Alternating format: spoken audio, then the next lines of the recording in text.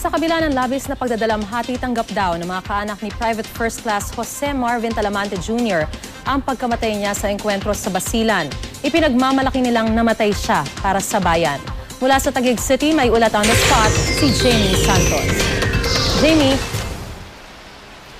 Maris, lubos na nagdadalamhati ang mga kaanak at kaibigan ng isa sa mga sundalong namatay sa bakbakan sa Basilan kamakailan.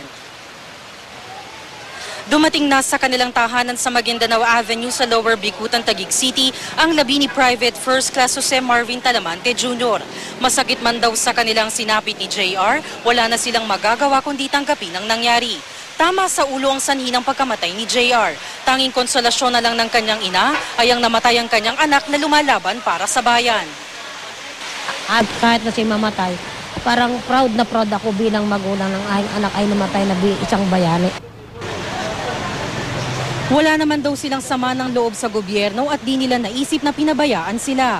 Ginawa lang daw nila JR ang kanilang sinumpaang tungkulin bilang sundalo. Malaki man ang panghihinayang sa pagpanaw ng anak, marami naman daw itong iniwan ng mga alaala na habang buhay nilang dadalhin. Basta maalalahan ng anak ko, yan at malambing sa lahat.